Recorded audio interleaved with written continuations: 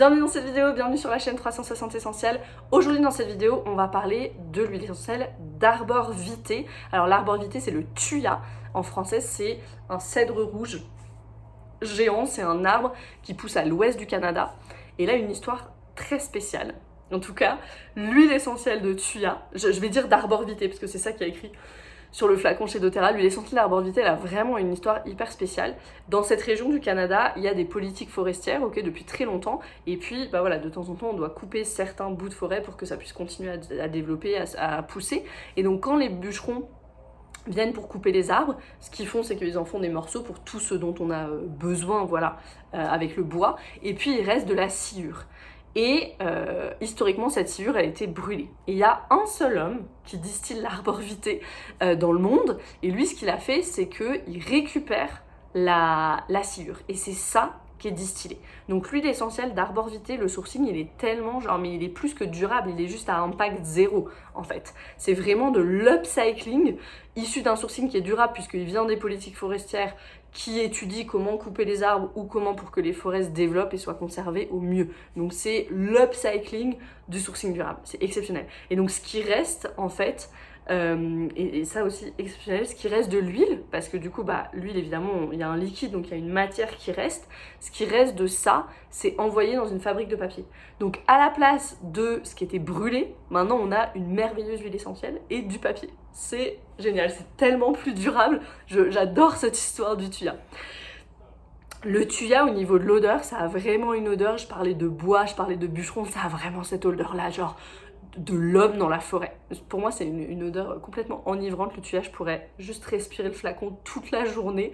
Parfois, quand je l'utilise dans les protocoles de la symphonie des cellules le long de la colonne vertébrale, je suis là, oh my god, le thuya, ça a presque une odeur d'homme dans les bois un peu sexy, vous voyez, un peu ça. Genre vraiment, c'est enivrant. Au niveau des utilisations, pour se débarrasser des virus, je parlais de la symphonie des cellules, là, le long de la colonne vertébrale, donc une goutte de thuya le long de la colonne vertébrale, sous les pieds, si on est malade, c'est une des meilleures huiles pour se débarrasser des virus. C'est aussi un répulsif naturel, le thuya, donc on va pouvoir mettre une ou deux gouttes sur les poignets, sur les chevilles, là où peut-être généralement les moustiques viennent, ok.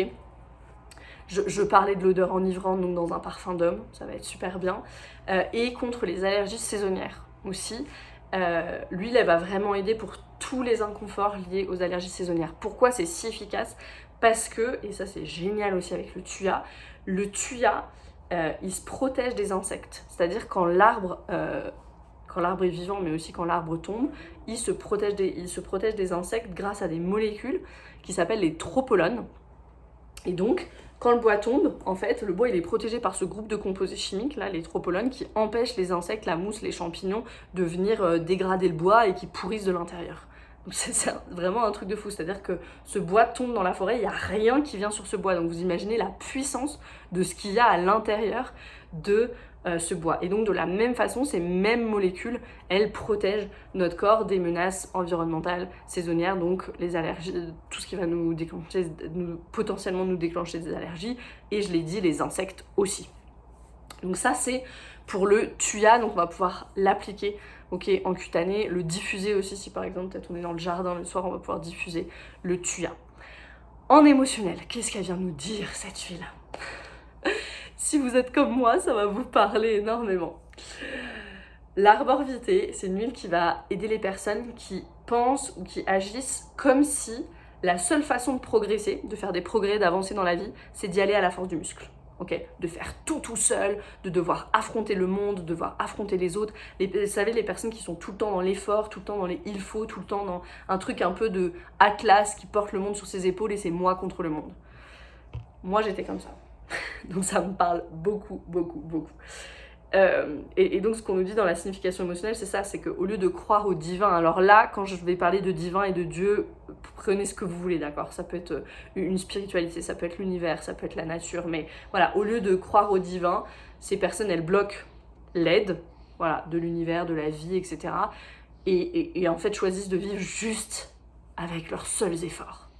L'arbor vitae, c'est vraiment une huile qui va aider les personnes qui ont besoin de tout contrôler. Tout contrôler dans la vie. Il faut que tout soit sous contrôle parce que c'est moi qui fais.